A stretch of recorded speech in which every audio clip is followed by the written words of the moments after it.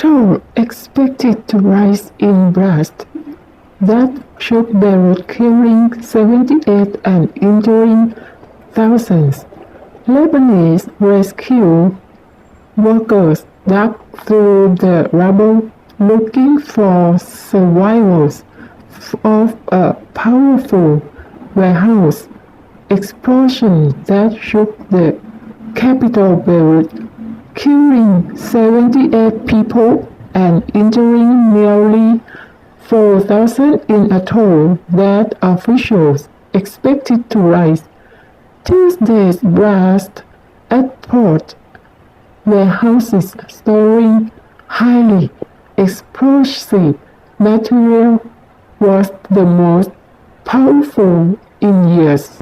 In Beirut, already reeling from an economic crisis and a surge in coronavirus infections, President Michel Aoun said that 2,750 tons of ammonium nitrate used in fertilizers and bombs had been stored for 6 years at the port without safety measures. And he said that was unacceptable. He called for an emergency cabinet meeting on Wednesday.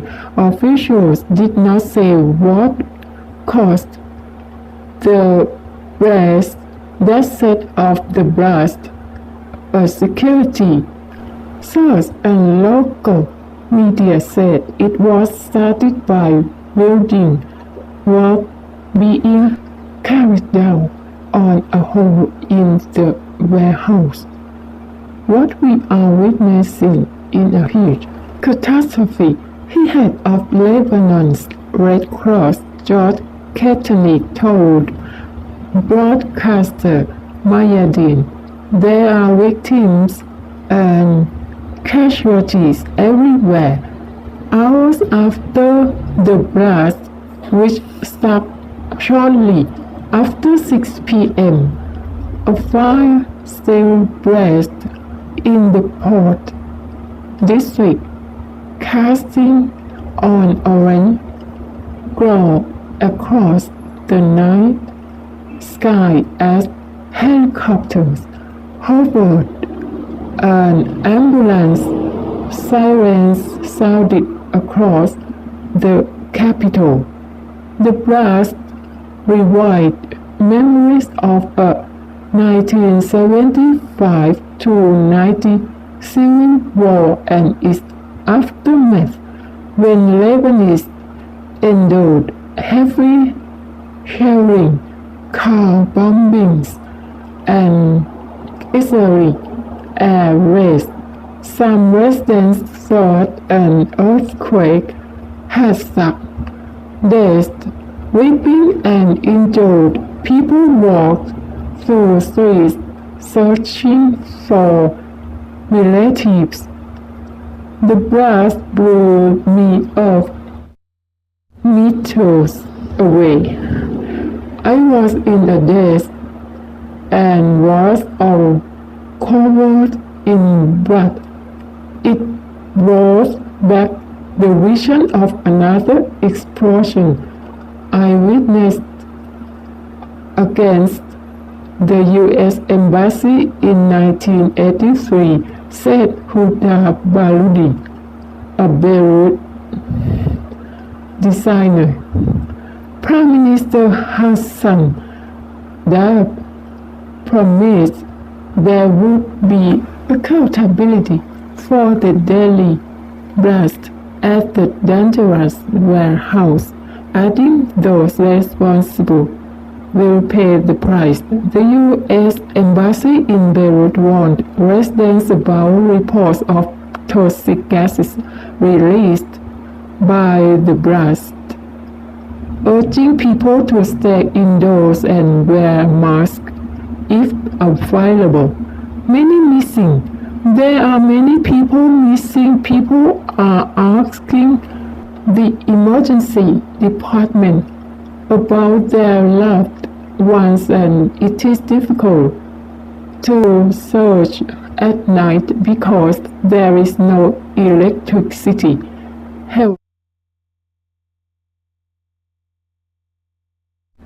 Health Minister Ahmad Hassan told Reuters. Hassan said 78 people were killed and nearly 4,000 injured. Footage of the explosion shared by residents on social media showed a column of smoke rising from the port, followed by an enormous blast, sending a white cloud and a fireball into the sky. Those filming the incident from high buildings 2 kilometers from the port were thrown backwards by the shock. Bleeding people were seen running and shouting for help in clouds of smoke and dust in streets riddled with damaged buildings, flying debris, and wrecked cars and furniture. The explosion occurred 3 days before a UN-backed court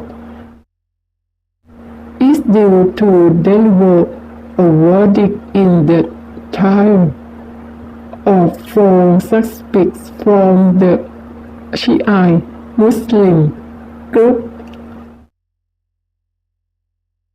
Hezbollah over a 2005 bombing which killed former Prime Minister Rafik al-Hariri and 21 others.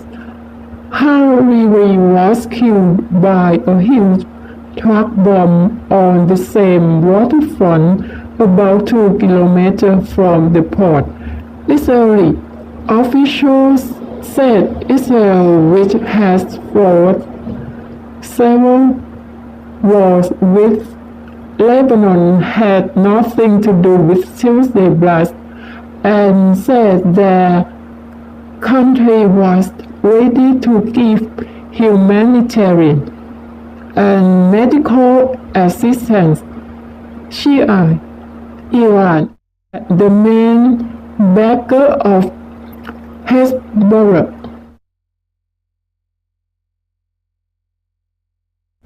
also offered support, as did Tehran regional rival Saudi Arabia, a leading Sunni power.